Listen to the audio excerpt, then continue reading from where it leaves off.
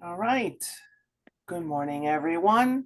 I will be chairing this meeting on behalf of Chair Ray Liu because he's suffering from some laryngitis. So welcome everyone on this very special meeting, 8:30 today, well, 8:35 today. Please remember that we're going to have two public comments today.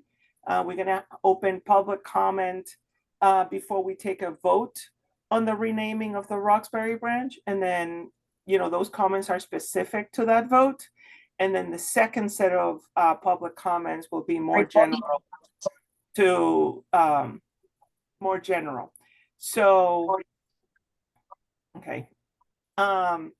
Those would be held at the end, and those are like just general public comments. With that, we open with, can we go to the next slide? We open with a BPL statement. The trustees of the Boston Public Library reaffirm our commitment to racial equity and to principles of diversity, equity, and inclusion more broadly. The library is formally committed to becoming an anti-racist organization in response to systemic racism, inequity, and injustice prevalent in our society. We acknowledge, no slide movement.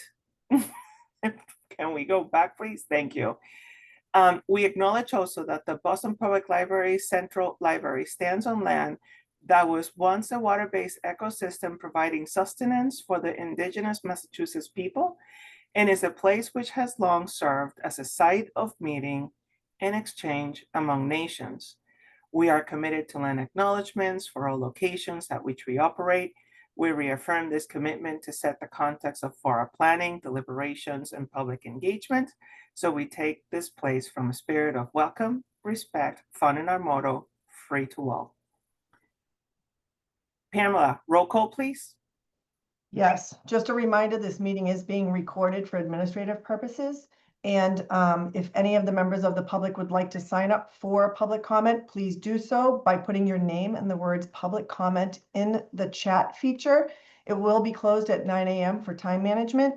And I just wanted to let everyone know that comments that you leave in the chat will not be acknowledged. Okay. Arana Ortiz. Here. Bal. Here. Berman. Joe. I know you're here. I'm not sure if Joe is having technical difficulties. I did see his name. Jim Canales. Here. Cronin. Here. Heiler. John. John Heiler. He was here, he just jumped off. Yeah. Just acknowledging that John Heiler is here as well. Jeff Hawkins will be absent today due to a work conflict, and Julie Kim will be joining us later this meeting. Levine. Here. Lou. Here. Masso. Here. Oleiola. Here. Rush. Westra. Here. And Wooten. We do have a quorum. All right. Next item on the agenda, the approval of the minutes. You all have received it. Can I please get a motion, please? So moved. Second? Second. Roll call, Pamela? Yes. Arano Ortiz. Yes. Bal. Yes. Berman. Canales. Yes. Cronin. Yes. Heiler. Levine. Yes. Lou. Yes. Masso. Yes. Oleiola. Yes. Rush. Westra. Yes. Wooten. So moved. All right. Next slide, please. David, it's all yours. President's report. Thank you very much, Madam Chairperson. The first matter of business to take up is review and approval of the contract for a central library services operations and user experience study. This is part of our preparatory work for the transformation and renovation of parts of the McKim building as part of the central library. This is funded by an external anonymous foundation, one item among many that we'll be bringing before you over the next 3 years.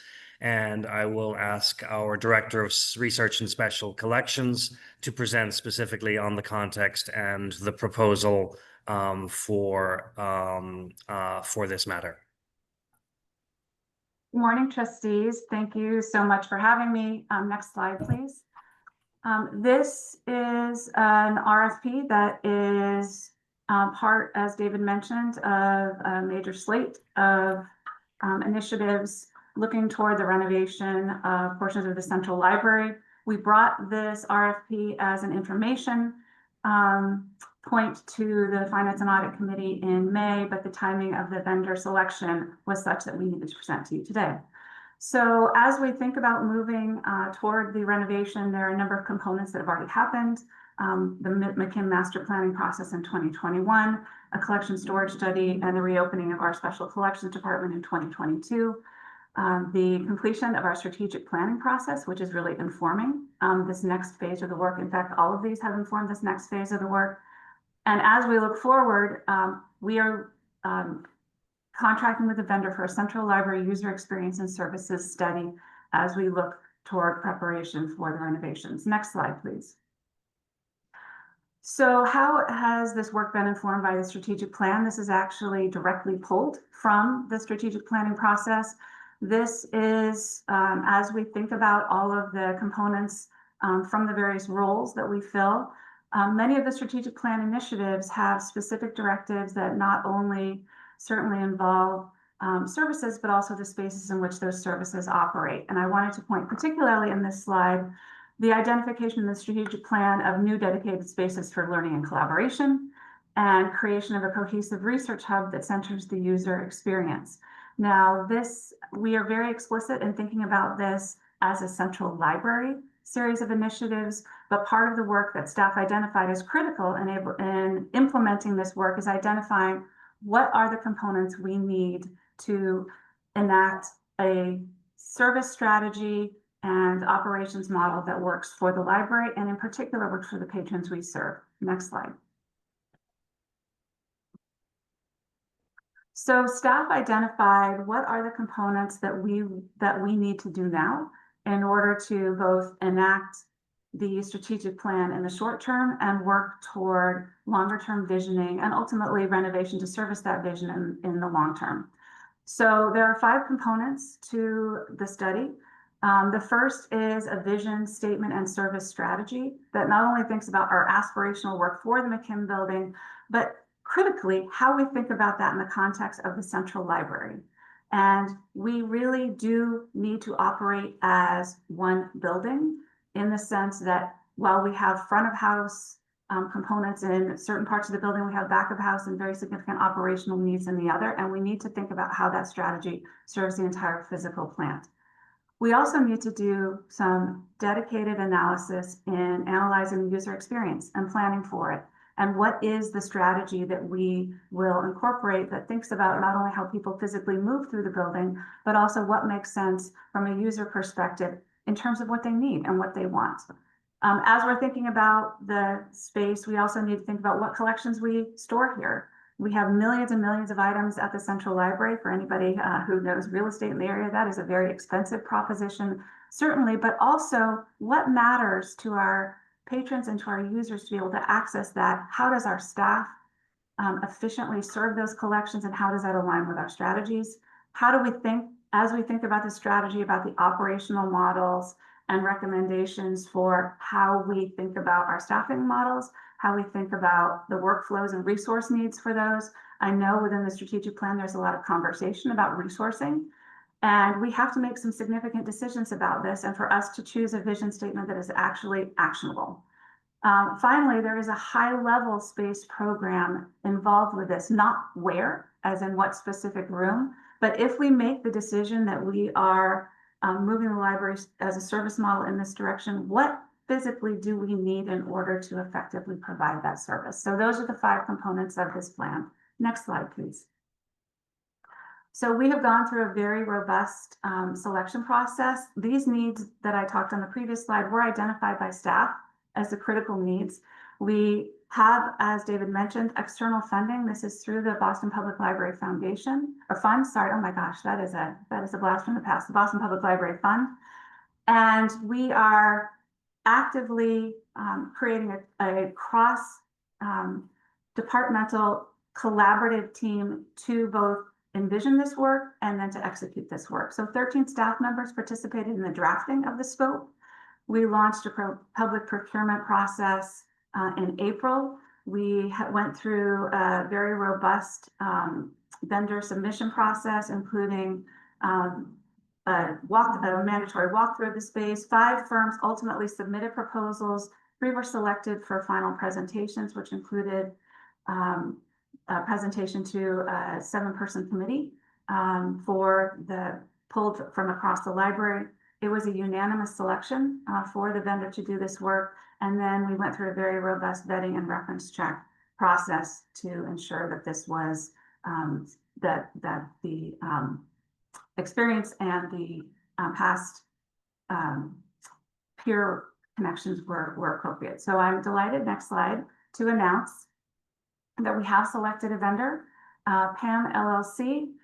They were, as I mentioned, unanimously chosen by the review committee, and their references were beyond glowing. As you can see here, there is a very robust group of major library systems, cultural heritage institutions where they have done this strategic work. And we're also particularly delighted that they presented as their subconsultant, William Rahn Associates. Many of you may remember that William Rahn Associates was the firm that led the renovation of the Boylston Street building. And so we're delighted that not only do they have deep experience across peer institutions, but also have deep experience with us. And so this was a really exciting opportunity, I think, for us to sort of re-engage with the building in a different way. Next slide, please. So they have proposed a very, this is a very tight timeline. We are looking at a year process that includes the creation of multiple task forces across the institution. This will involve multiple departments, many staff members. We are looking, they have very specific sets of deliverables, reporting structures. There will also be embedded in it reporting back to the trustees about our work in this area, with an expectation that we will have a completed project this time next year that will help inform so much of the future work that we are going to be doing. So I will just say on behalf of the staff, everyone who's been working on this is incredibly excited about launching this project, and I'm happy to answer any questions. And David, I don't know if there's anything else that you wanted to say in context for this. No, thank you, Beth. We can see if the trustees have questions. Any questions before we take a vote? Beth, so a couple of things. So terrific process. Sounds like the staff is super excited about kicking off this. Is it fair to say that this is, you know, when we think about the McKim building, we often think about form following function, right? And so it's fair to say that this is sort of trying to answer the question around function and sort of the needs-based assessment before we really get to the functionality. Is that what this RFP and this initiative is really about? 100%. To simplify things? Sorry for interrupting. 100%. This is about, rather than here is a space, what are you doing with this space? This is about what do you as a library want to do as we move forward as a central library. We have done a significant portion of that work with relation to the Boylston Street building. I think the McKim master planning process was much more about space. And I think this is about what happens in that space. That said, an integral component of our vetting process were who are consultants who have worked in historic buildings, because the building itself does, by its very nature, define what can happen in certain spaces, but also how can we be as creative as possible while absolutely respecting this National Historic Landmark that we're working in. But this is all about the service. And so this should inform theoretically, oh, sorry. That's why, I mean, again, the partnership with William Rahn as architects, this should inform the design process and actually be embedded within the concept design, moving to design development and so forth and so on. Is that correct? That's a direct input. Absolutely. This was across staff. What we believed we needed as collaborative visioning work so that we can do that in an effective and transparent way so that we make good decisions, because this is once in a multiple generation opportunity for us to do this work, and we want to make sure that we're serving our staff, that we're serving our public, and that we're serving the future of what we want for this institution. Thank you, Beth. Sorry, David. Yeah, no, I was just going to add that while we have a conceptual master plan and building analysis from 2021, that really just talks about what's possible in the building and what needs restoration work. It doesn't really address, to use your analogy, the function of what will happen and how that is to be staffed from an infrastructure point of view, a services point of view. So the goal of these next 3 years, of which this is the first part, is really to do everything that we need in order to inform the formal design work of the restoration work. So that's the first and the largest actually piece of this. So if we get the vision right with the services plan and the required infrastructures, as well as paying attention to the dependencies of the two buildings together, which I think we have not done well in the past. So we've learned from past experiences to understand what will set us up for even greater success than with past renovations. The one thing I would like to add, Beth, and Navjeet, is what is the Navjeet, because you're the chair of the Bridge to McKim, what is the communication plan to keep that committee informed and the trustees informed in terms of the progress? This is going to be, this project has a lot of tentacles. So it's really important, to keep that committee informed and also the trustees. So as you start doing all your planning, just keep that in mind. My second portion is, again, because it has a lot of tentacles, how are the unions involved? Because it does have an impact in staffing. And then, what is it that, what is the impact, to everyone? I'll answer the second question first, and then David, perhaps you and Navjeet can talk about the larger trustee communication. I think what is most exciting from a staff perspective about this is that this centers as much on back of house as front of house. So for example, when you saw in the strategic plan that we're creating a research hub, I think from a certain perspective is, what is the experience of the researcher in the front of house moment to have an interaction with our collection. But this study will actually ask, well, how does staff service that model in front of house? How does our book delivery team operate within that? And what do they need to successfully deliver collections? How does our research services staff? How does our digital services staff? What are the interdependencies of those? How does our shipping team work with things that are in offsite storage? So I think this, again, is something that in my tenure here of 20 years, we have not done, that I think is much more of a cross-staff input process about how we do our work. And then it is, what is the work that we do? It is both components. David, if you want to talk about the trustee and then connections. Yeah, and I agree with you on full staff involvement as we set up the work groups under the guidance of the consultants once approved here. And absolutely, to the extent that there are staffing models or work impacts that have labor implications, we absolutely want our partners at the table for either early discussion before their proposals, as well as opportunity to meet any obligations we would have formally. With respect to trustee involvement, Ray and Navjeet have walked through with the anonymous donor the spaces to understand the interests and desire, and we have agreed to have a regular schedule that's not set yet. We're actually waiting on the chair's appointments of several committees to understand what our task forces, what is the right cadence to have. But that will be the main opportunity As well, given that this both is part of the strategic planning initiatives, as well as touching many others, both patron-facing and in terms of organizational readiness, a strategic planning touch points and reporting as well. So we want to have all of that in place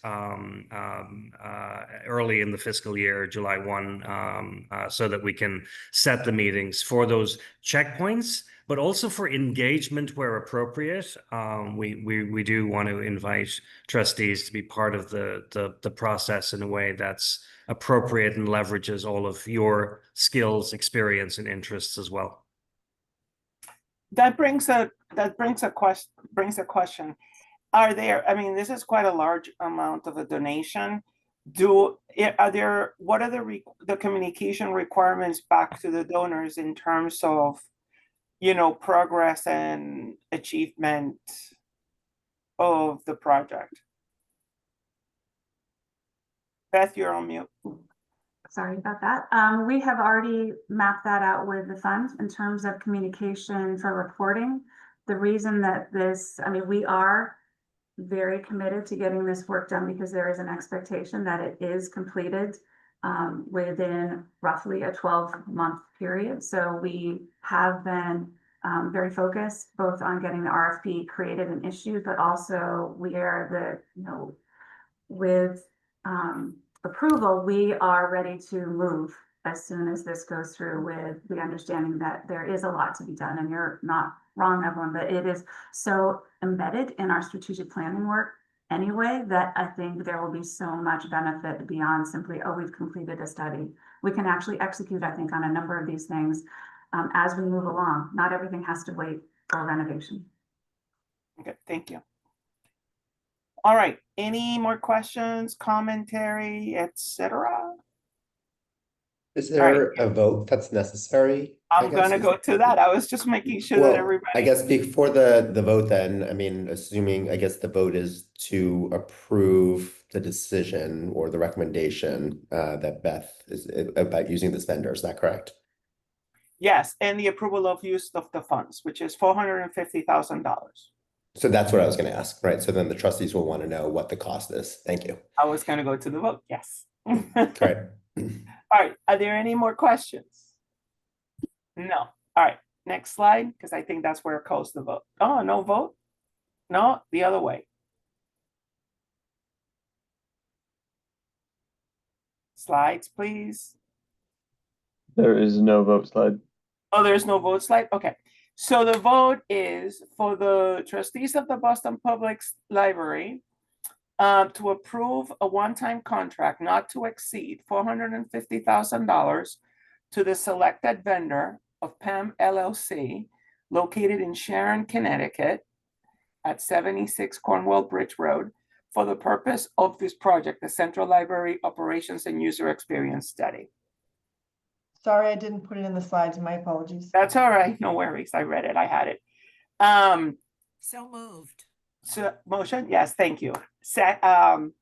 Roll call, Pamela? Yes. Oh, Around- second, sorry, second? Second. All right, roll call, please. Here we go. Arano Ortiz, Yes. Bao, Yes. Berman, Yes. Canales. Yes. Cronin, Yes. Heiler, Yes. Levine, Yes. Lou, Yes. Masso, Yes. Oleola, Yes. Rush, Yes. Westra, Yes. Wooten.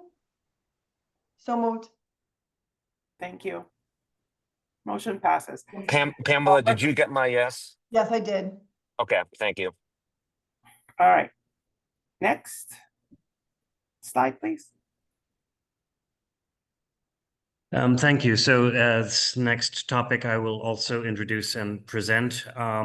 First of all, I want to draw trustees' attention to the recently promulgated City of Boston policy for the naming and renaming of municipal buildings. This stems from a 2013 ordinance, which was passed by City Council. which confirms and affirms that the naming of municipal buildings resides ultimately with the Public Facilities Commission. In July of 2024, a City of Boston memorandum was circulated with the implementation of that policy and regulations consistent with the ordinance. However, that policy is, while not in direct conflict, it's inconsistent with our existing trustee policy for the naming of buildings, not the naming of rooms, but the naming of buildings. And so we are putting forward an amendment to the trustees policy to make the two policies consistent with each other. And you have the amendment in front of you. I'm joined by policy advisor and legal liaison for the library, Audrey Wynn. We have basically, in the policy for the trustees, kept the criteria the same, but in deference to the city's policy, recognize that the process may bring forward requests for names different than it would have traditionally.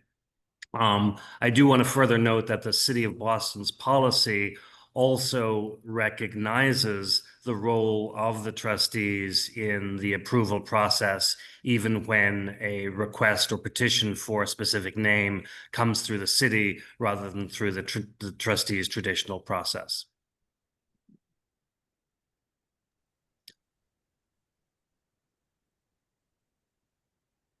Questions? David, is the new part of the BPL policy, is it highlighted in red, or is there other changes in that for those of us who are newer? We did not make additional changes other than adding the language to reference and allow for waiving of specific criteria that would normally be part of the trustees' policy in the event that a request comes through the City of Boston.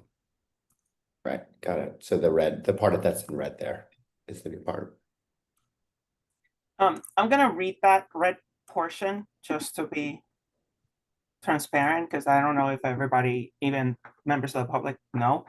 Specific criteria that are the above and beyond criteria or requirements within the city ordinance may be waived when either a petition or originated with or through the mayor and or be originated with or through city council when accompanied by mayoral approval.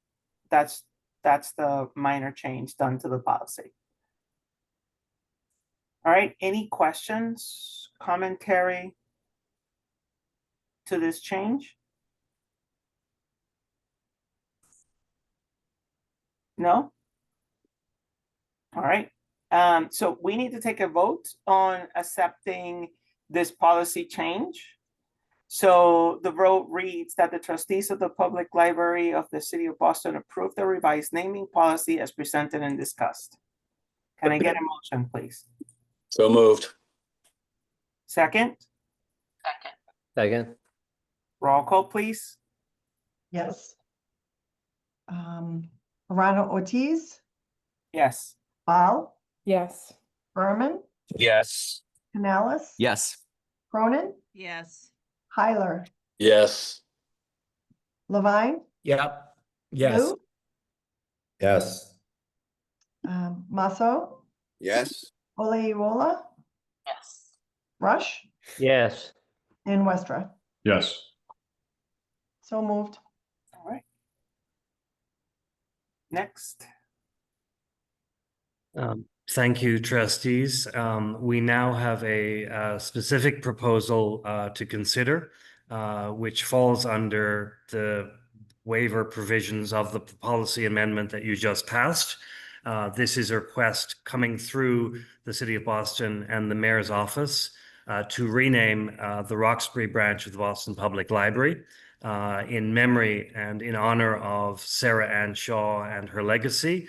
The proposal is that the new name for the branch would be the Shaw Roxbury branch. And administratively, when we include the location, the full designation would be the Shaw Roxbury branch of the Boston Public Library at Nubian Square. I'm going to ask Chief Dion Irish, Chief of Operations for the City of Boston, if he would like to further introduce this proposal. Thanks, David. Good morning, members of the trustee board. First of all, I want to thank you all for your service to the city in this important capacity. And I would like to just further opine on this request on behalf of the mayor to rename the Roxbury Branch Library, the Shaw Roxbury Branch, in honor of Sarah Ann Shaw, who was an activist throughout her personal and professional life. Over years, she volunteered for many organizations dedicated to fight for human and civil rights.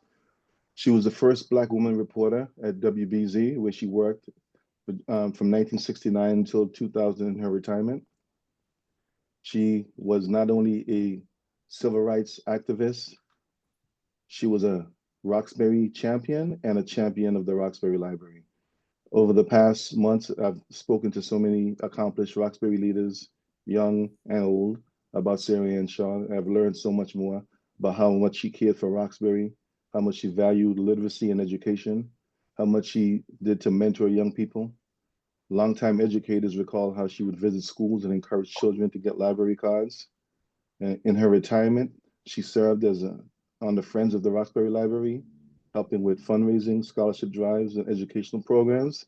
She also promoted cultural diversity in the library's catalog. So Sharon Shaw was not only a pioneering journalist and a community activist, she was a library champion at Roxbury through and through. Our city is blessed to have many legendary matriarchs from Roxbury.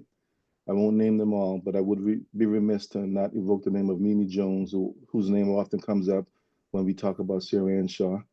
Another civil rights hero, a library champion who served on the Friends of the Grove Hall Library. And I want to thank the trustees and city council who saw it fit to honor Mimi Jones at the Grove Hall Library last year. On behalf of the mayor, again, I would like to request that the Roxbury branch of the library system be renamed in honor of Sarah Ann Shaw. And I look forward to hearing from members of the public and our elected officials, hopefully in support of this request. I'll stop there for now, David. Thank you. Thank you, Chief. Do you have colleagues or representatives of elected officials who also want to speak as part of our proposal for review before we go to trustee comment and then public comment?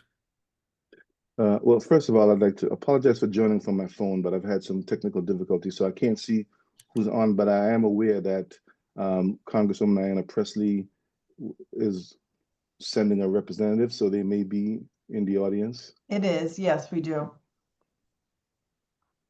We also did receive her letter of support, Dion. I will note for the record that they're included in the meeting materials online. Anyone is welcome to visit that on our website. There were 20 letters or notes of support that we received, and we did receive one letter of opposition, and they're all posted on the website. Eric White is here for Councilor Presley's office. Jay, can you open Eric's microphone?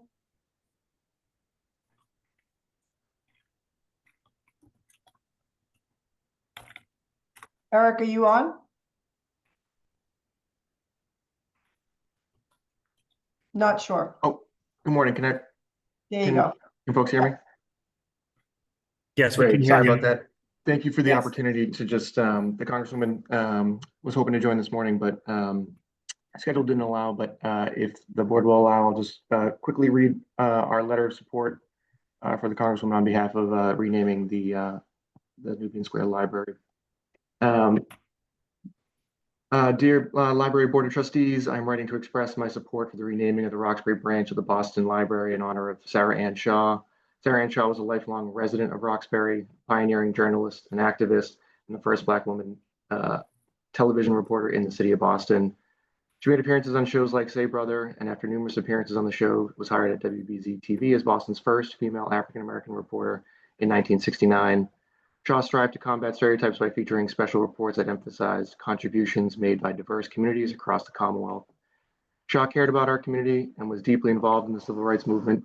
Her work extended far beyond journalism, as she was actively supported various social and educational causes, including the Freedom House and the National Association of Black Journalists.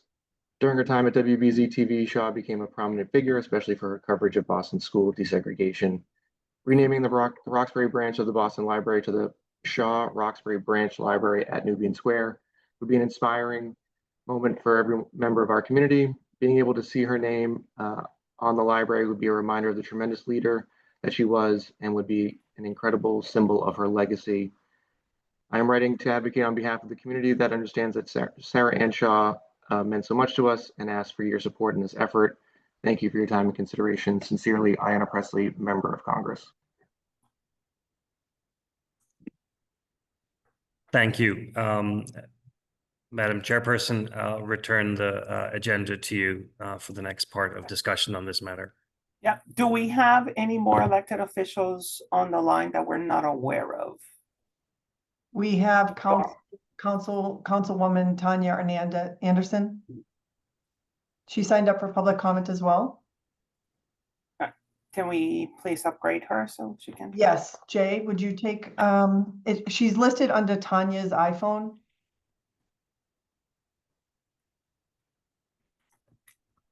Good morning, everyone. Tanya Fernandez Anderson, not Hernandez, and it's Fernandes. That's my apology. I was going off of record, and you wrote Tanya Anderson. I was just trying to do the whole thing, and I spoke too fast. Thanks, Pamela. Yeah, no worries. I think the process, I guess I just had questions about the process because the community was interested in who was advocating and here today, and there was no, and I'm on my phone because it's so early in the morning and I wasn't aware of the meeting. I wasn't invited, so I found out through community that this meeting was taking place. And since I had been, I initiated the resolution that passed with the council to name it the Nubian Library, I decided to join last minute. So thank you for making space for me to speak. I think, you know, with the last time we held hearings and listening sessions with the library, or rather meetings with the library, it was discussed that the community had overwhelmingly asked for the library to be named just like the other squares, where Nubian Square or other libraries were named after square, like Copley Library and so forth. And so I don't see the problem with naming it the Shaw Nubian branch. I'm not sure why in Roxbury it takes over, the name Roxbury takes on and not the name of the square like the other libraries. I am in support of the Sarah Ann Shaw naming, but deeply concerned that there was a record of the mayor supporting the Nubian name, and then when this process began, not communicating back to the community, I think, just to update them that she had changed her mind or that a new proposal was coming into play, I think would have been the more respectful, inclusive process for community. And then I have an issue with this meeting in terms of, and I'm not sure, I'm sure, you know, you guys are in charge. I don't know how you do things here, but you can't see the names of the attendees, and chatting only to the administrative people here, I think is not transparent and certainly does not make room for inclusion. So my question was, you know, why can't you see the attendees, and why is the chat private? I just want to let you know that the chat is strictly for administrative purposes for this meeting. It's not for leaving any kind of comments. It's only for sign up of public comment. And it goes directly to me. So I just wanted to clarify that. Yeah, I think I'm just saying that it leaves room to exclude certain people that just want to either chat or may have issues with language and want to just translate and post something. And so just to make it more accessible. And then the other question is, why can't you see the names of the attendees?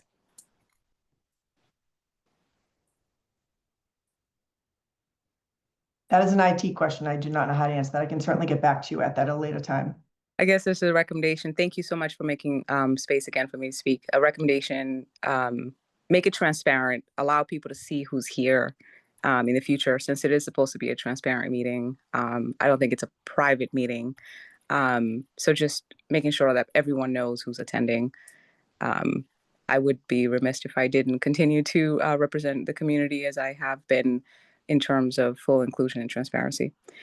So thank you, and I look forward to seeing your decision. Any more elected officials on the line that we should open that we're not aware of? Or not? No?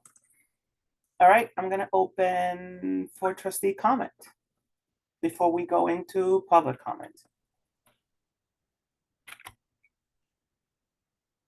Just that I'm eager to hear I'm from never the first public. one. You all know that I'm never the first one, so I was I'm just going always to say the that I'm last. eager to hear from the public. I don't think I have, Well- you know, I for those who did not get a chance, I know there's some echo going on, but I did review the multiple letters of support, and as Pamela mentioned, about 20, or there were exactly 20 in support. There was certainly one that was in opposition, but I was certainly moved by the 20 that I saw in support, with the youngest signature from someone who was 2.5 years old, which was lovely to see. But I am eager to hear sort of in live real time comments from the public. So before we open up, since I'm never the last, but I'll be the first. In addition to what Mr. Irish spoke to, I work directly with Sarah Ann. I would like to recognize the remarkable contributions to the library specifically, especially to the Roxbury branch and the Roxbury community. I worked with Sarah Ann for many years. I started with the Fellows Trust Committee since 2009, and she was already part of the committee. She hated early meetings. I like early meetings, so I had to change my schedule to accommodate Sarah Ann. As a member of the Fellows Athenaeum, she played a very important role guiding grant decisions and programming that directly served the Roxbury residents, and the focus mostly on education, culture, and literary programming. She was an active participant of the Friends at the branch. They advocated to increase resources in innovative programs at the branch. They, especially around learning and cultural enrichment. They advocated heavily, raised funds, provided scholarships, and they really wanted to make the library accessible and responsive, responsive to diverse communities that we serve. She provided unwavering dedication to fostering education opportunities and strengthening community ties at the library. And, she was an inspired person, although there were times that we didn't agree, but we always had very productive conversations in our meetings to get to what was best for the Roxbury community. So that's my experience with Sarah Ann for many years. She served the committee until she was really ill and could no longer participate. So that was, I think, circa around 10 years of participation with me. With that, I'm going to open it to public comment. I'm going to read the list I'm just to gonna make pass sure it on that to everyone you. is keyed up. So Jay, I already sent you the list, but I just want everyone in the public to know this is the order that you will be taken in. So please know I will set the timer, and for time management, you have 2 minutes. I will have to stop you after 2 minutes. I just wanted to forewarn everyone of that. The first is Sadiki Kambon. Second is Jose Lopez, followed by Claire Shaw, Toy Burton, Marilyn Flowers Marion, Lisa Mohammed, Reverend Mariama White Hammond. Alyssa Kadillik is having issues. She will be sending in her comments in written comments, which will be on the website after. Akuna Ane, Elizabeth Dewan Abdullah, Tracy Wiggins, Cheryl Brown Green, Alan Knight, and then Norman, forgive my writing, Strembridge. That's the order, and I believe you have those all, Jay. So the first up would be Sadiki Kambon.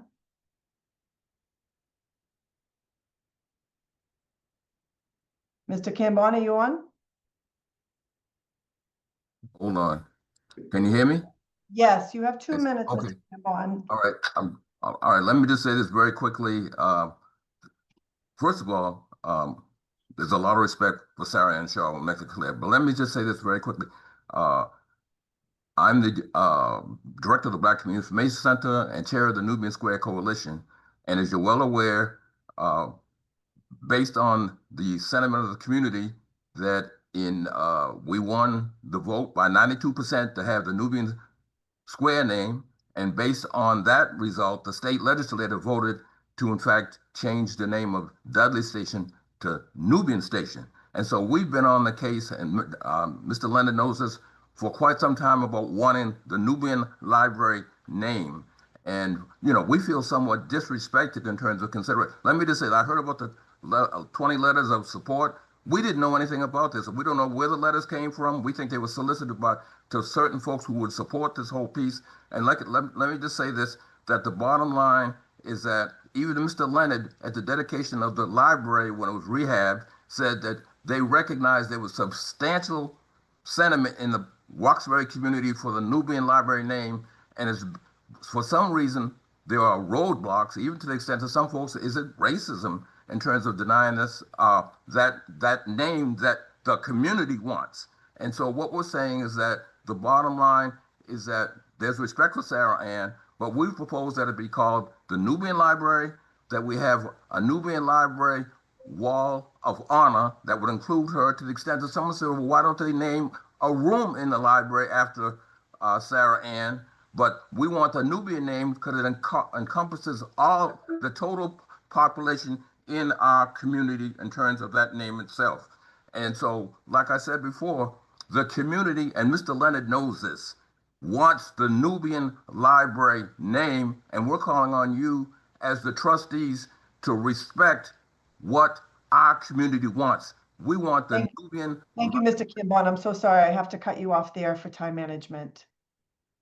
Well, it's unfortunate to cut me off because I think this is historic in nature. And once again, I've stated, Ms. Shaw is respected. Understood. I'm very sorry, Mr. Cambon. I know. But trustees, we're calling out to respect the sentiment of our community wants the Nubian Library name, and we ask that you, in fact, vote to name it the Nubian Library, and then if we'd have the wall of honor, and then if necessary, thank you. Jay, I'm so sorry. I need to move to the next. Why not name a room after? Jay, I need you. Thank you. Next, I have Jose Lopez. Good morning, everyone. Thank you. You have 2 minutes. Can you hear me? Yes, you have 2 minutes, Mr. Lopez. Thank you. Good morning to all of the trustees. Thank you so much for being here. I'm writing on behalf of myself and my family to express our enthusiastic and wholehearted support for naming the Roxbury branch of the Boston Public Library in honor of Sarah Ann Shaw. Ms. Shaw was a Roxbury icon, a Boston treasure. As a pioneering journalist, lifelong community advocate, and steadfast champion of civil rights, she represents the very best of our city. Her life and legacy are inseparable from the fabric of Roxbury, woven through decades of public service, activism, mentorship, and love for our neighborhoods and our children. While I only learned of Sarah Ann Shaw after moving to Boston in 2005, a mentee of Amanda V. Houston made sure to tell me that I needed to meet Sarah Ann and others like her for a proper orientation to Boston vis-a-vis Roxbury. That orientation proved pivotal to my understanding of the place I had found myself in, a place I would come to choose as home, where I would plant roots, purchase a house, and raise a family. Sarah Ann Shaw stood shoulder to shoulder with other legendary Roxbury matriarchs such as Melnia Cass and Elma Lewis, women whose moral authority and civic vision reshaped Boston and elevated the voices of those too often left unheard. Like them, Ms. Shaw believed deeply in the power of education, culture, and literacy to transform lives and communities. Her work, both in front of the camera and behind the scenes, embodied that belief as she continually invested in the next generation with wisdom, grace, and determination. As a parent raising children in Roxbury, I'm especially moved by the symbolism of this naming. Our family regularly patrons the Roxbury branch. To be able to bring my children to a library that bears the name of Sarah Ann Shaw, someone I had the personal honor of knowing, is a source of joy and pride. It is a reminder to my children that leadership, integrity, and service begin right here in their own community. Libraries are sanctuaries of learning, imagination, and empowerment. Naming this branch after Sarah Ann is appropriate. I've reached 2 minutes, but the rest of my comments are there in my submitted written letter, and I thank you all so much for the work that you're doing. Thank you, Mr. Lopez. Next, I have Claire Shaw. Claire, are you available? There I go. Thank you very much. Good Thank morning. you. You have 2 minutes.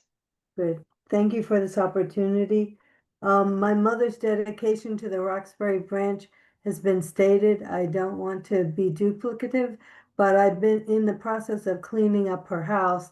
And I have to tell you that a number of flyers, leaflets, and fundraising efforts that I found on behalf of the library really reinforce what we've already known, that that the Roxbury Library was one of her highest personal priorities. She viewed education as one of the things that allowed her to be successful in life. She's a proud Girls Latin alum, and she saw the tie between literacy and education and wanted the very best for children in our community. So we're very honored and humbled for this opportunity. We understand that it's not without controversy in terms of the politics of it, but my mother above all was a pragmatist, and she would have wanted to know that children had access to a fully functioning and beautiful library, and that they could find the continent of Africa on the map. So thank you very much for your thoughts about this and your consideration of this option. Thank you. Thank you, Ms. Shaw. I appreciate it. Next, I have Toy Burton. Toy? Toy, are you on the call? Yes, there we go. Can you hear me? Yes, Toy, you have 2 minutes. Okay, hi everyone. I'm Toy Burton, a daughter of Roxbury. Growing up in Roxbury, we had Sarah J. Baker School, we had the Julia Howard School, we had the Phyllis Wheatley School. All these schools named after women brought pride to me. I think it should be called the Sarah Ann Shaw Roxbury branch. We have Franklin Park named after Benjamin Franklin, Copley Square named after a Peyton. Grove Hall isn't even named after a person. Grove Hall is named after a mansion. We need to have things in our community named after people who inspire, who uplift, who give pride to the neighborhood of Roxbury. Libraries are sacred spaces for learning, legacy, and imagination. What better name to grace the Roxbury branch than that of a woman who dedicated her life to educating, informing, and uplifting others? To name the library after Sarah Ann Shaw is to say we remember, we honor, we continue. It sends a powerful message to every child who walks through those doors that someone from their neighborhood with their skin and their story helped change the world. It roots the institution in purpose, pride, and Black excellence. This is not just about one woman. This is about generations of Roxbury residents who see themselves reflected in Sarah Ann's life and legacy. It's about building a future that remembers its past. Rename the Roxbury Library for Sarah Ann Shaw. Let her name stand where it always has. In service to truth, justice, and community. Thank you for this time.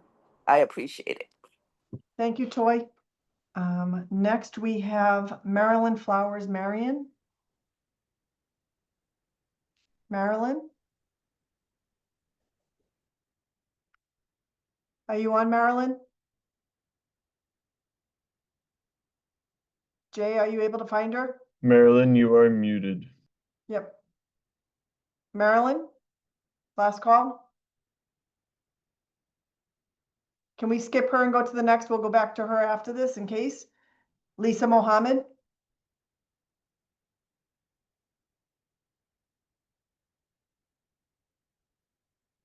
Lisa? Are you on, Lisa? I'm not seeing Lisa in the attendees anymore. Okay. She's under a different name. I will go back and look. She's one of the Reverend- names under iPhone. I was just going to say she might be listed. Does it say a particular iPhone? No, it just says iPhone. So I think there are several attendees that just have iPhone. I don't know which one. Sorry, give me just one moment to see if I can sort this. Okay. Sorry to interrupt, Pamela. No, thank you. I usually will go back and look. I tried to see if I could find them and noted them, but I didn't notice that one.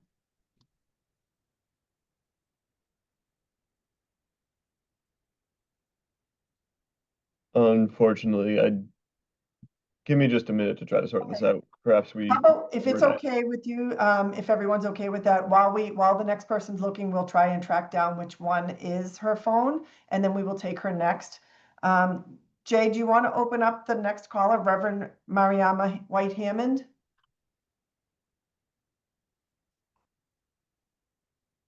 Reverend, are you on the call? Yes, good morning. Thank you. You have 2 minutes. Okay.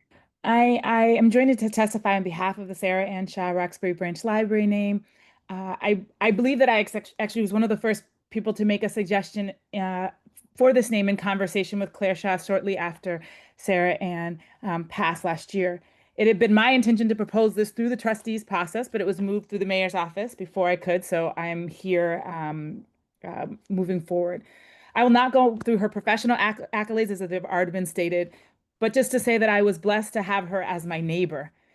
And I remember one time being in the library where I was supposed to be doing my homework, and instead we were talking about the latest boys tape. That was back when there weren't even CDs.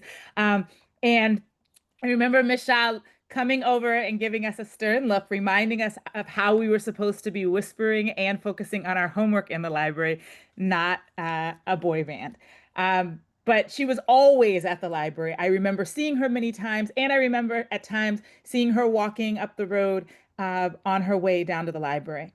I know that also Michelle was very proud to have been a resident of Roxbury throughout her childhood. She told stories about what Roxbury was like before it became a predominantly Black neighborhood, and she was really a matriarch for our neighborhood. And so I believe that I want to name that I voted for Nubian Square to be renamed. I also believed it should be renamed the bus station, and I don't think we have to be caught in an either or. I think we can both acknowledge the power of the Nubian name and acknowledge the beauty of Miss Shaw, and I think many people have said that. I do think that she would want to maintain the Roxbury name so that her name could be alongside the neighborhood she loved. I do want to also note that I am a bit disappointed that this process has not held to the standard of engagement that I think she would have wanted. At the same time, I'm sorry. I want to say that I don't think she would want the challenges of this process to stand in the way of what I still think is the best outcome, that her name be alongside the neighborhood that she loved. Thank you so much. Is there any way we can go back, Jay, to Marilyn Flowers Marion? Unfortunately, we do have 4 identically named guests today. I've just enabled hand raise as an option. So, Lisa, if there's any way you can raise your hand, I can find you. Otherwise, I don't know how to. Oh, I saw it for just a moment. Would you be able to do that one more time? Perfect. Thank you. Were you able to find Marilyn Marion, Jay? I am here. Okay, thank Can you. hear me? Ms. Flowers, you have 2 minutes. Okay, thank you very much for this opportunity to be able to support the name of Shaw to be attached to the Nubian Square Library. I don't think there is an argument that one can make that would exclude her name. So it is my hope that you support having Sarah Ann Shaw's name on the library, and that further discussion on not having her name on it is just beyond my thoughts. Thank you so much for listening to me. Thank you so much. Next, we have Lisa, we found you. Lisa Muhammad. All right, can you hear me this time? Yes, and you have 2 minutes. All right, thank you. Thank you, Pam. Thank you, IT. Thank you, trustees. Looking and hearing all that was said, when you put the name, the branch name as proposal for the Shaw Roxbury branch, you're not mentioning Sarah Ann Shaw. Shaw is not Sarah Ann Shaw's last name. That goes back to her slave master's name that was put on her and her ancestors. So that does not give her the credit. You are taking away her name. It's not even a place for the proposal for the Sarah Ann Shaw. It just says the Shaw. We won't even know that it's Sarah Ann Shaw when we look at that name. Now, with that being said, I go back to what Brother said. He said we should, Siddiqui said we should have a place, a wing, or somewhere in the library dedicated to Sarah Ann Shaw. My vote would be to have it as the Nubian library. This will be inclusive, where you had mentioned earlier about the indigenous people. The indigenous people will be included with the name Nubian. So that's my my vote is for the Nubian library branch. Thank you. Thank you very much.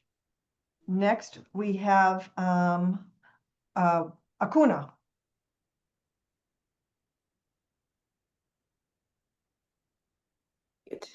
Hello. Hey, Acuna, you have 2 minutes. Thank you. Oh,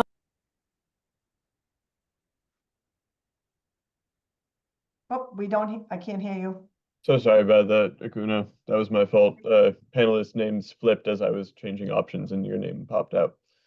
Oh, One more I'm sorry. Okay. I'm gonna restart you, Acuna. Go right ahead. Okay, thank you. Mimi Jones was a member of the Roxbury Friends Library. She was not a member of the Grove Hall, but she was an avid user of both branches. If I misheard that, then sorry for my correction, but just wanted to put that out there. I'm just disappointed by this whole process. And I feel like the inclusivity that and racial equity that was talked about at the beginning of the meeting, there's a key part that keeps being like taken out from that and that's the self-determination of the people that we're talking about in terms of that we want to include more Black people, especially Black people who have been a part of the neighborhood for a long time. And I don't want to discount people who are newer either, but I think that there's an opportunity for the city to actually bring all those groups together and have people discuss and vote on what the name of their library should be. It's their library.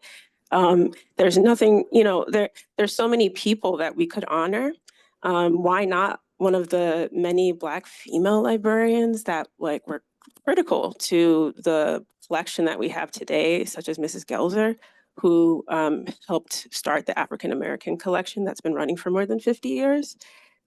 There's no room to actually say or educate people about that. It's not a contest either of who's better or whatever. What I'm really focused on is whether or not the patrons, the community, and the staff who knew nothing about this vote coming up. We heard that there was rumblings about a name. We were not asked, consulted, anything. And there are people who have worked on the staff and been a part of the neighborhood for more than 30 years or so. That's, to me, very unfair, not an example of racial equity. And if there's any way to not vote on this and actually make a more inclusive process, I would vote for that. Thank you, Acuna. Next, I have Elizabeth Dewan Abdullah. There are 2 users with that name. I've enabled. Oh no, I'm on twice because one of my devices doesn't have audio. Wonderful, So thank you. I'm coming in late to this, but first of all, I just wanted to introduce myself a little bit. To some of you people in there, you might know me as Elizabeth Oakley. I actually went to school with Sarah Ann Shaw's daughter, but I was 2 years behind her. This was elementary school. And Reverend Mariama, I'm sure you would know me. I think for my sister, Edwina Oakley became Edwina Oakley Hickey. And I think also through your medical practice. Okay, I'm coming in late to this, but I would just like to offer a compromise. I don't know if there's a parameter of how many characters you can have for a name, but I am with the idea of why does it need to be either or? Why could it not be Sarah Ann Shaw Nubian Square Branch? or I hate to say it, Shaw Nubian Square branch. Why do you feel it has to be either or? Because we have Prince Hall, and people think that the hall is like the building, but the guy's name was Prince Hall. So I understand the sentiment of people saying you should have her whole name there. So that's all I have to contribute. I'm hoping that we could do a compromise that, you know, you can leave the Nubian Square, just, you know, and have Shaw. So that's really all I have to say. And thank you very much for your time. Appreciate that. Next, I have Tracy Wiggins.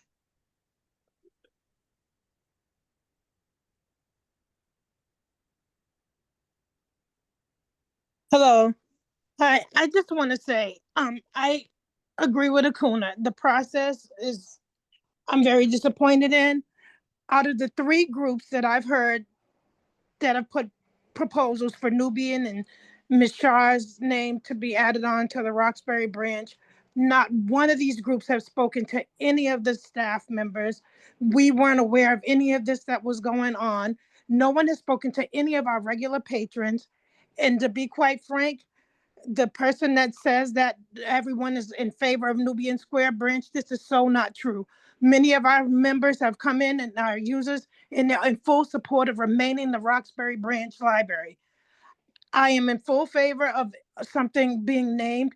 When Sarah Ann Shaw passed away and Mimi Jones passed away, I instantly asked that we name a part of the library, either the African American collection or the children's room or the learning lab, after Mimi Jones, Sarah Ann Shaw, and Francina Gelzer, who was the first African American branch librarian in the system. I think that's something that needs to be done. The name change, I think the branch should remain the Roxbury Branch Library. We changed from the Dudley branch to the Roxbury branch. I think that there needs to be a better process. We need to be included. um I think what's going on is these people are talking to their own people and not the whole community, not the branch users, not the branch staff. And I think this is wrong.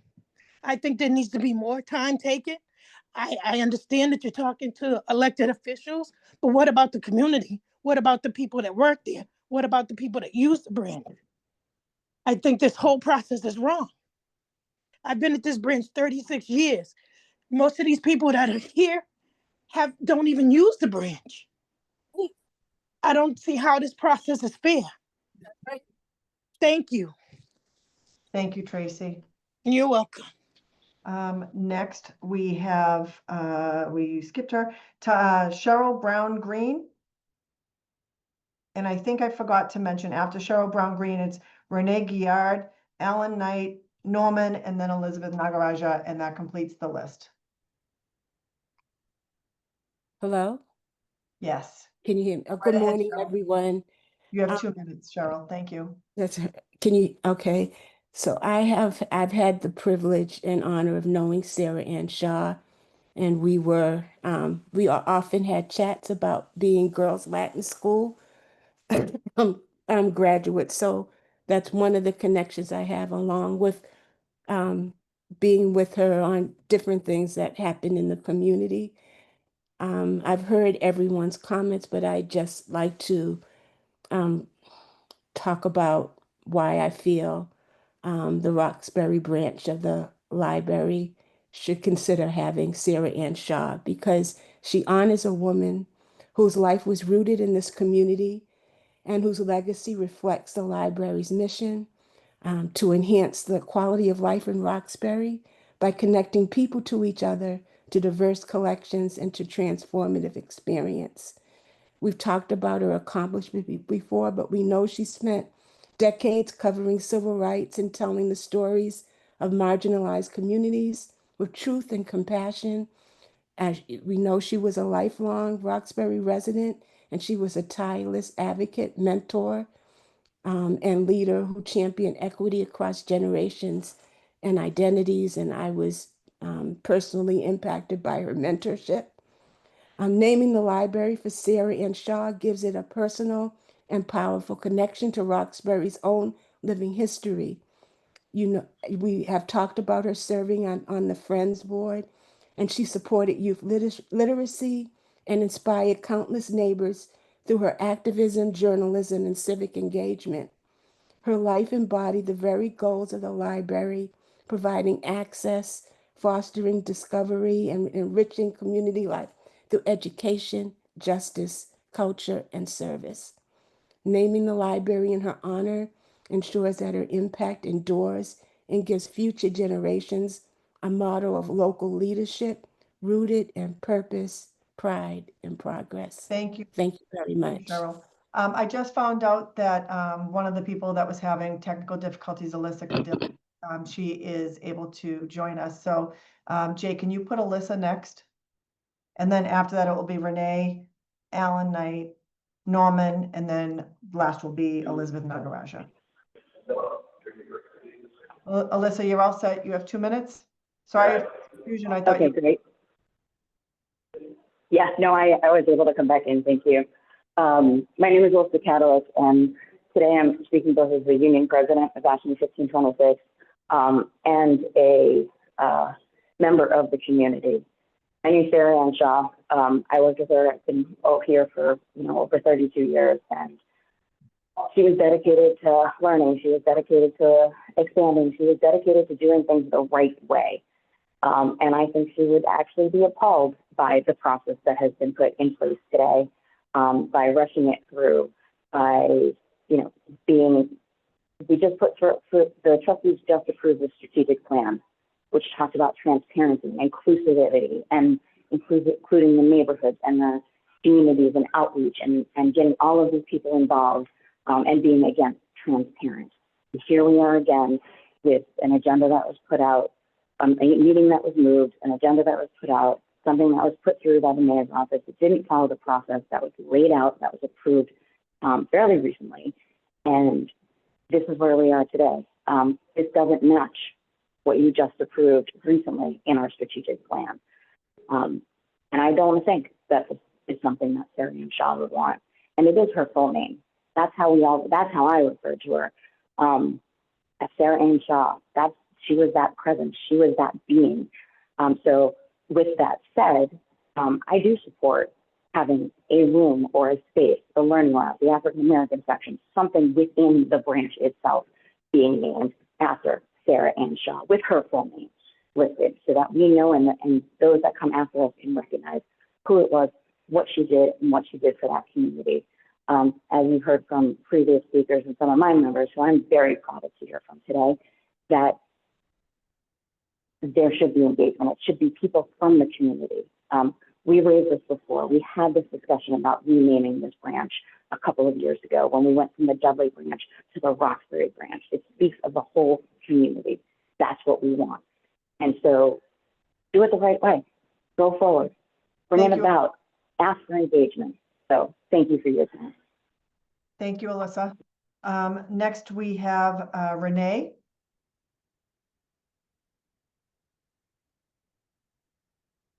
Renee, are you on the call? Hi, yes, good morning. Thank you, Renee. You have 2 minutes. Thank you.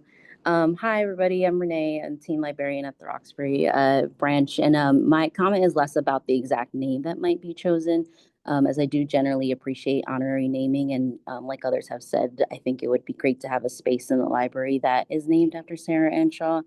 But I echo the sentiments of some other folks like Tanya, Kuna, and Tracy around the disappointment on the process. My first knowledge of this name, of any name proposal, really has been like with this agenda and yesterday's conference for the Nubian Square name. And so I think there does need to be a much more formal process or invitation to the staff and to our regular longtime patrons of all ages to have those conversations and offer the opinions and the insights about the naming of a library, especially since they use it on a daily basis. And so I would also kind of agree on thinking that there shouldn't be necessarily a vote on the name just yet. I think that there does need to be a little bit more inclusion and transparency in the process and a lot more being informed as well, because we were not informed about this. And we get a pretty active teen population of 50 teens, and I'm pretty sure none of them know that this was an option, and they come to the library every day. So I would love us to think about a more inclusive and a process and a more transparent one, as other people have said as well.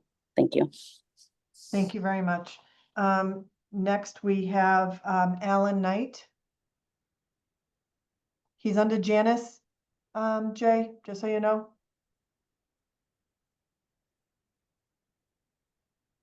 Alan, are you on the call? Okay, good morning. Thank you for the, Alan, you have 2 minutes. Go right ahead. Thank you for this opportunity. My recommendation definitely would be to table this vote for the time being, though, because the whole process itself, everyone wasn't quite aware of what was going on in the community, though. And a lot of community members didn't even know that this was coming up at this point. Certain segments who put the petition through, they signed off on it and they were in agreement with it, though. But I don't understand why this was put on such a fast track as it has been. There was time for this process to go through a normal, well, I'm not gonna say what normal is though, but for more involvement from the library. I question the ones who even on the petition, are they on a regular basis of library users? Do they come in the library and support library programs? And I question that, and what is their investment in the Roxbury community outside of coming in for naming rights? We all know Sarah Ann Shaw is definitely worthy and all the accolades that we can give her, but there are also so many other members of the community who could be uplifted in this manner, though. And it's not like we had that opportunity. Maybe some people didn't even know the process of going through the petition in the community, though. It just has to be done. But it seemed like this was almost done in the cover of darkness, and we weren't even aware of it, though.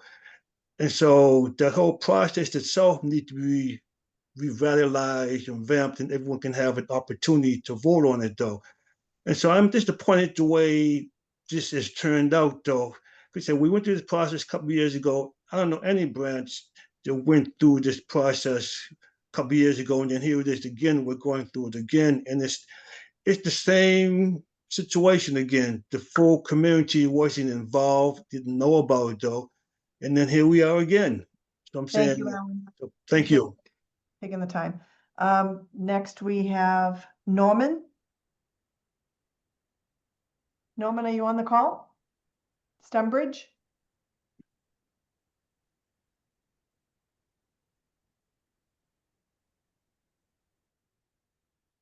Norman, are you on the call? Yeah, I am. I'm unmuted. Yes, thank you, Pam. Thank you, Norm. You have 2 minutes, please. Thank you for that. Good morning, Chairperson Lou, Chief Irish, and the other board members. I'll try not to, a lot of what I'm going to say has been said already, but I'm going to say it. I'm a lifelong resident of Roxbury and Dorchester. I'm here to ask you to name this library, the Roxbury Library, after the first African-American news reporter, female news reporter, and presence on WBZ TV in Boston. Sarah Ann Shaw is a dedicated patron of the Roxbury Library and the neighborhood with her time and efforts. She participated in a number of community efforts to make the Roxbury neighborhood a better place to live. This would be a well-deserved recognition of someone who served the city of Boston very, very well. Please, no process is perfect, but I ask you to carry through with this effort. Thank you for hearing this request, folks, and have a good day. Thank you, Mr. Stembridge. And last we have Elizabeth Nagaraja.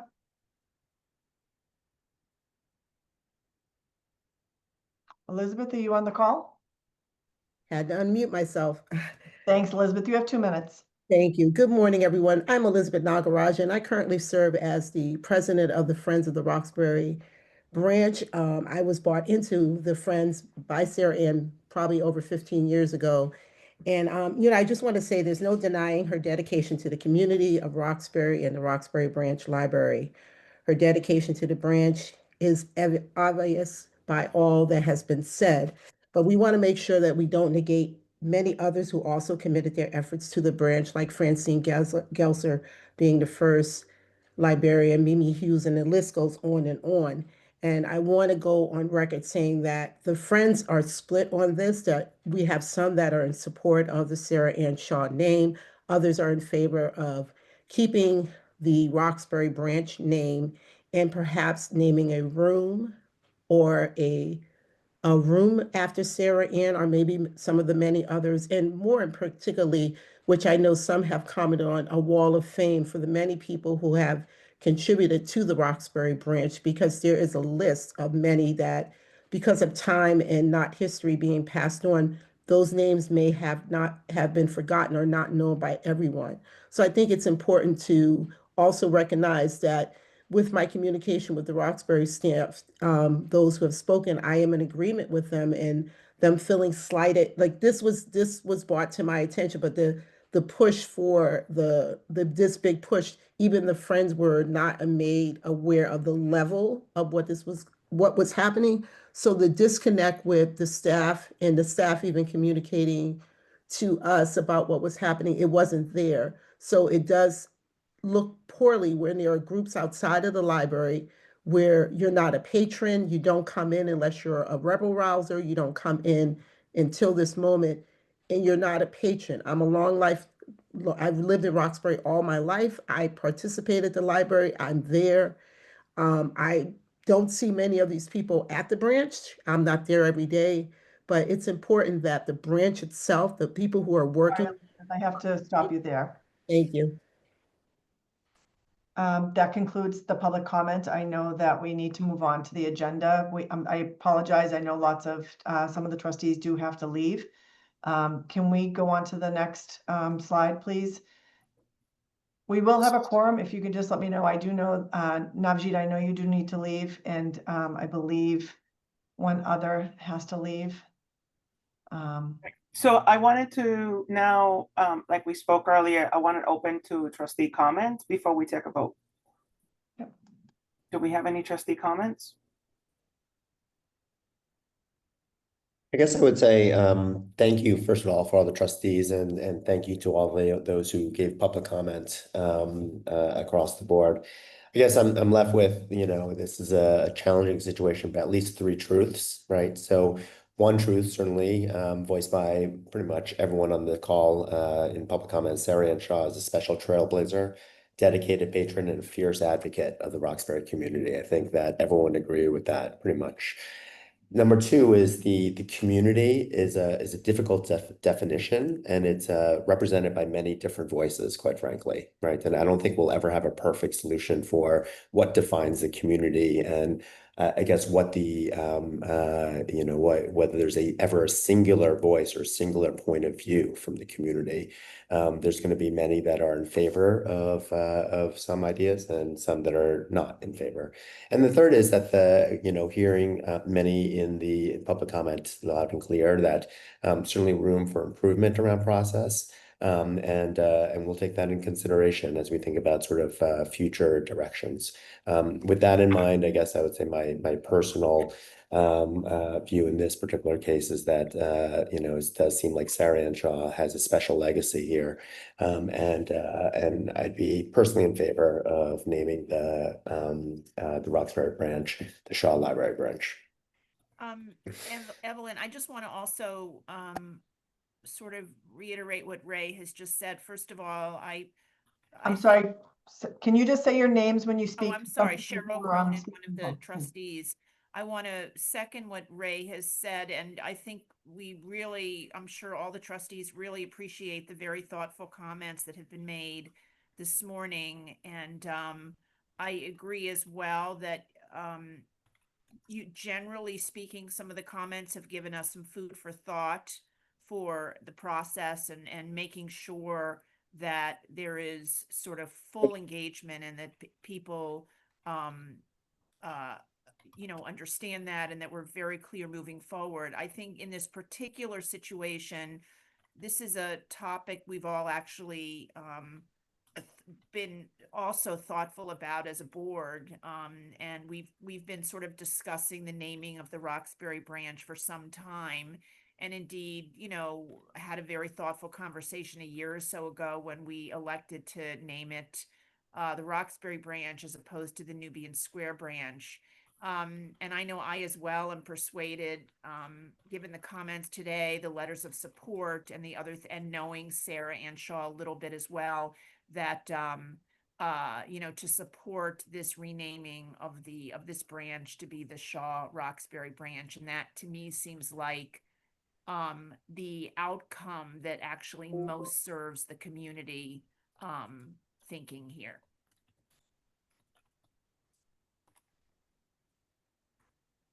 Other trustees? Evelyn, may I say something? Absolutely. Jose. Good morning, everyone. Jose Cimaso, the third trustee. First and foremost, I want to thank everyone who's participating in this conversation. I want to first echo Chairman Liu's comments wholeheartedly and acknowledge the hard work that everyone around the community has participated in for years as far as transforming our community. The members of the community who made it possible for Dudley Square to become Nubian Square, and made it possible for Dudley Station to become Nubian Station, are to be commended and applauded and thanked for all their hard work in making that transformative change. I like to put context before I finish all of my comments in this by widening the lens. I truly appreciate being able to drive down Martin Luther King Boulevard along the side of Malcolm X Park and take my grandson there to play near the home on Dale Street of Malcolm X. And I appreciate driving down Malcolm X Boulevard and seeing the John D. O'Brien High School, the first African-American to be elected to the Boston School Committee back in 1977. I appreciate that I taught at Copley Square High School, which is now the Muriel Snowden International School in honor of Muriel Snowden, founder of Freedom House, that was renamed in 1988. I appreciate having worked at MBTA when we made forth the 9-foot statue, bronze statue, Philip Randolph at the Back Bay Station.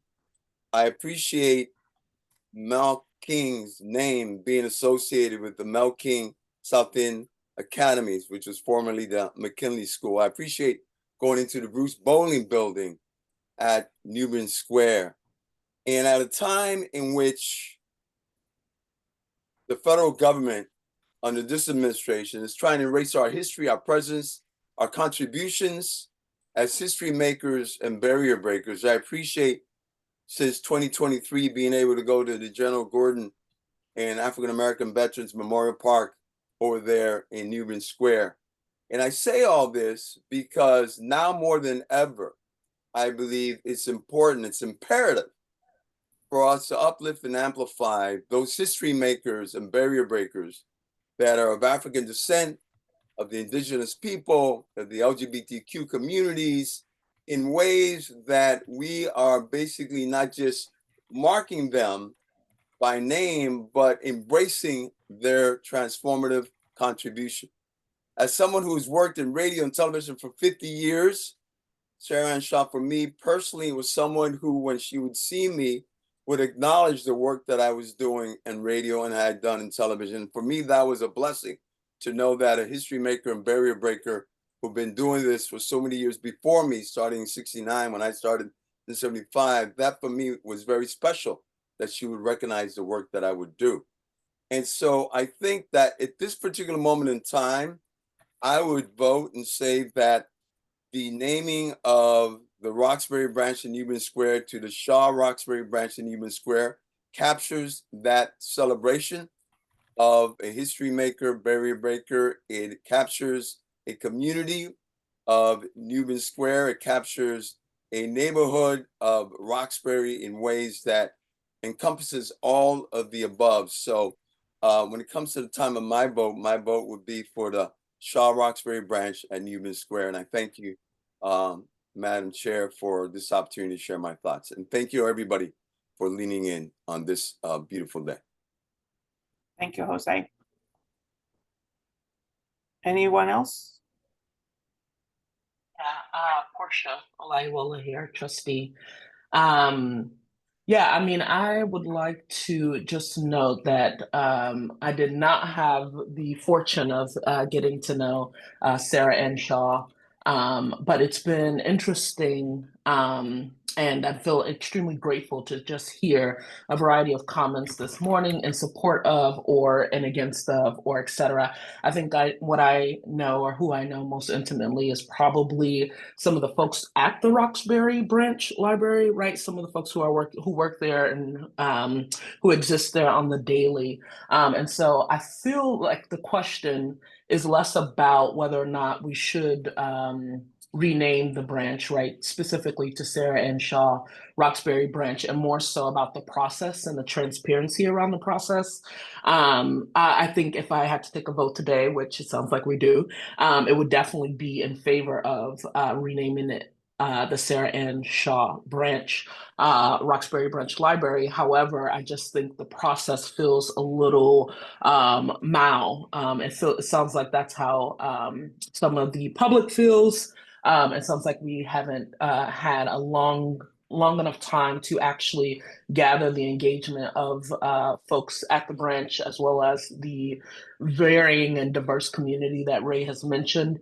And so those are my immediate thoughts. I think at the end of the day that we should possibly move towards the Shaw Roxbury Branch. However, I would just be a little bit remiss if I did not at least acknowledge that. I think the part where we're falling short is about the transparency and the breach of trust, really, especially as it relates to what it means to be working through equitable lens around the decision-making process. So.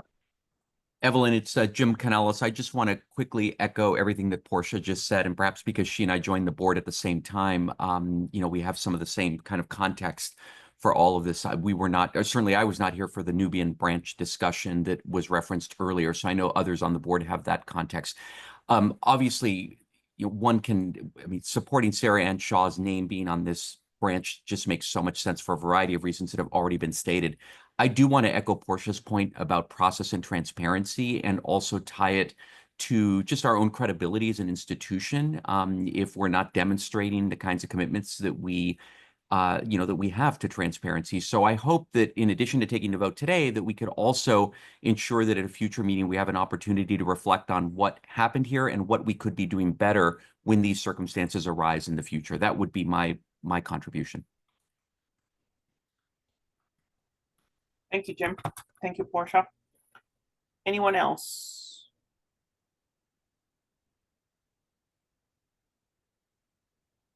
Going once, going twice. All right, can I please get a motion to vote to rename the Roxbury Branch to the Shaw Roxbury Branch in accordance to the submission that the mayor's office has put forth to this board? So moved. Second? Second. Roll call? Yes. Evelyn Arano Ortiz.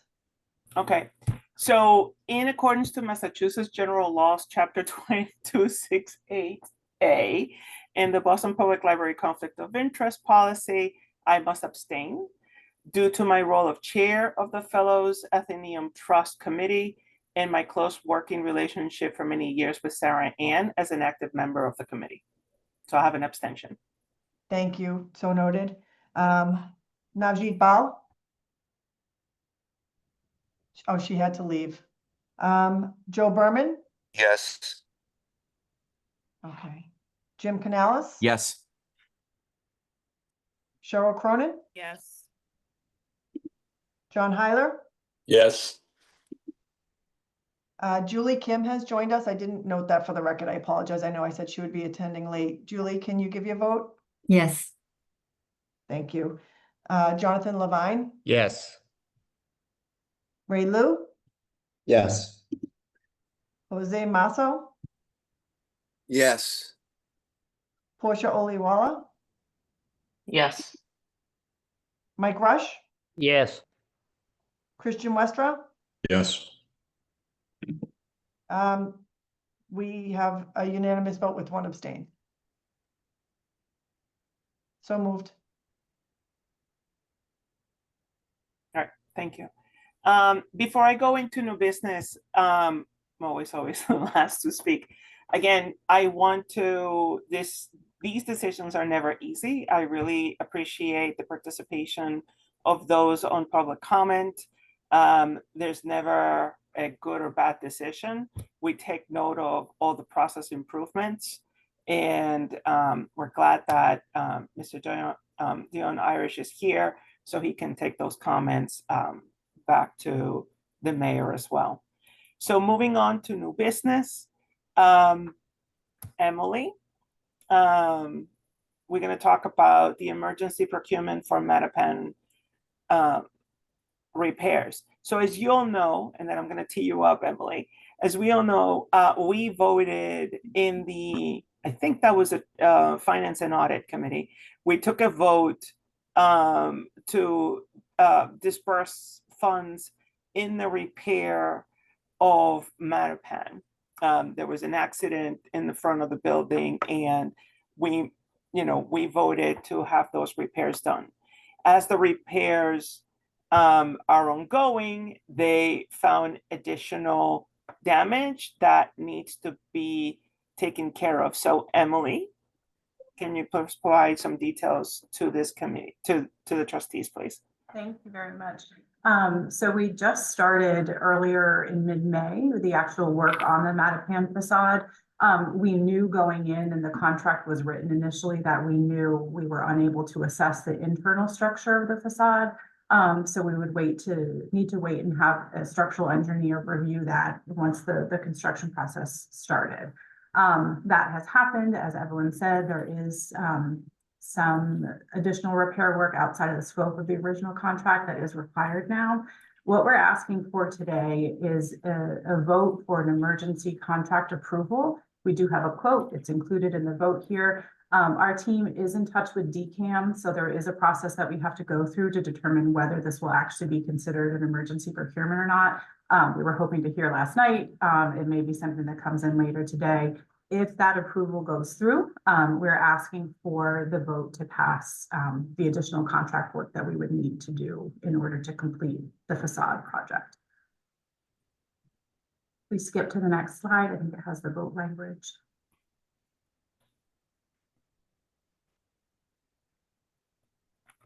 Right. So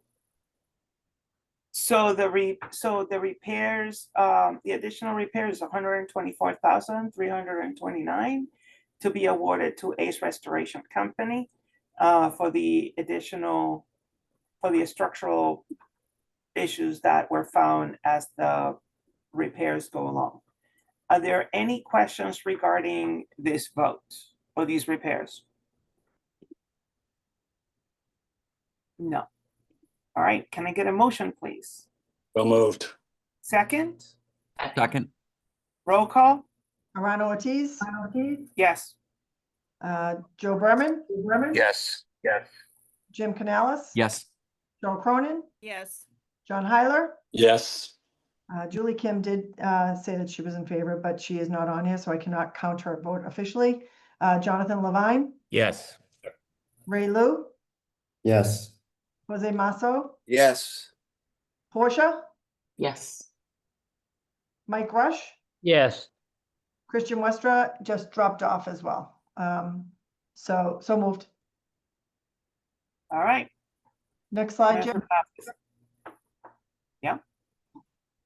So we only had 2 general public comments. One is Alyssa Kadillik signed up for general public, and we have one that was submitted inviting you to an event. It's considered in your meeting materials. You can reflect on that. It's from Amber DeAngelis.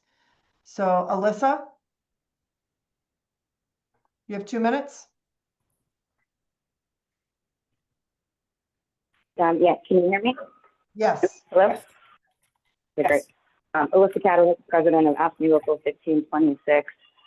Two comments. One, and does deal with the Mattapan branch and the structural issues found, the additional structural issues that were found. Once again, the information was not shared with the Health and Safety Committee, the Joint Labor Health and Safety Committee, to at least let us know that there were additional structural issues and a process that's ongoing. There's a concern about what that may be, and we want to be able to at least address that and or reassure our members. The second goes back to, and I was having technical trouble at the beginning, so I believe you discussed the UX plan, the user experience plan, and voted for that. We're talking about making a better user experience in our central library. We can't even get our doors fixed for the staff areas. We have a broken door that's been broken that we put in multiple tickets, but for some reason it's waiting for something. We've brought in people. I've gotten hurt trying to open it. We've filed a grievance against it. So again, this just goes to how, as staff, we feel that there is a direct lack of respect towards us when it comes to putting the staff first. We talk about it, whether it's the equipment, whether it's the internal. So again, hearing about a user experience, which we are all for. We want it to be better for our patrons. But we also need to be in working condition for our staff, and that's not happening. So just wanted to raise those 2 points. Thank you for your time. Thank you, Alyssa. That concludes public comment. All right. So with that, there is the next meeting. Before we adjourn, please mark your calendars. Executive committee scheduled for July 11th. There's additional details on the website for members of the public. With that, we adjourn. See you in a few weeks. Thank you so much. Thanks all. Bye-bye. Thank you, Evelyn. Thanks, Thank you, everybody. Thank you.